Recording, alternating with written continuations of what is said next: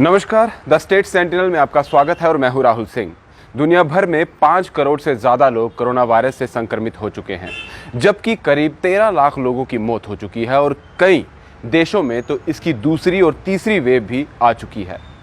Corona virus के संक्रमण को रोकने के लिए दुनिया भर के देशों को वैक्सीन का इंतज़ार है और इस बीच अब कुछ अच्छी खबर भी आ रही है। वैक्सीन को लेकर 2 जगहों से अच्छी खबर आ रही है। पहले तो अमेरिकी कंपनी फाइजर और उसकी पार्टनर कंपनी बायोएनटेक ने दावा किया था कि कोरोना वायरस के लिए उनकी वैक्सीन 90% तक कारगर है। अब रूस ने भी दावा कर दिया है कि उसकी वैक्सीन स्पुतनिक वी करीब 92% तक कारगर है। रूस के national research centre for epidemiology and microbiology और रूसी डायरेक्ट इन्वेस्टमेंट फंड ने बुधवार को घोषणा की थी कि स्पुतनिक वी वैक्सीन ने उच्च प्रभावकारिता का प्रदर्शन किया है और ये वैक्सीन 92% तक प्रभावी पाई गई है।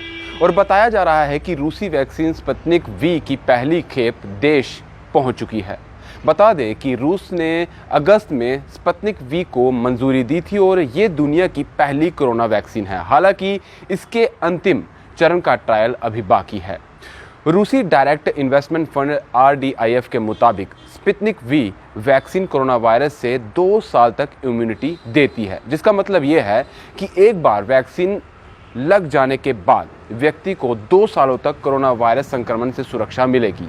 वही कोरोना वैक्सीन बनाने वाली अमेरिकी कंपनी फाइजर और जर्मन कंपनी बायोएनटेक अपनी वैक्सीन के 90% असरदार होने का दावा पहले ही कर चुकी है। स्पुतनिक वी के भारत में ट्रायल और वितरण के लिए हैदराबाद की डॉक्टर रेड्डी लैबोरेटरीज के साथ करार है। स्पुतनिक वी की पहली खेप भारत पहुंचने के बाद डॉक्टर रेड्डीज लैबोरेटरीज देश में वैक्सीन का दूसरा और तीसरा ट्रायल शुरू करेगी।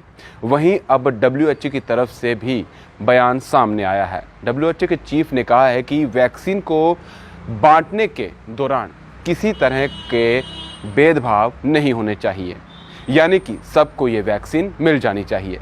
विशेषज्ञों के मुताबिक भारत में कम तापमान पर रखना बहुत बड़ी चुनौती होगी। हालांकि भारत सरकार के स्वास्थ्य मंत्रालय ने कहा है कि वो दवा को मंजूरी मिलने के बाद ही इस पर कोई फैसला लेंगे। अगर रशिया, अमेरिका और भारत की वैक्सीन के सभी ट्रायल बिना किसी दिक्कत के पूरे हो जाते हैं तो अगले साल अप्रैल तक भारतीयों तक वैक्सीन पहुंच भी सकती है। फिलहाल हमें इस पूरी खबर से दीजिए इजाज़त और आप बने रहिए द स्टेट सेंटिनल के साथ।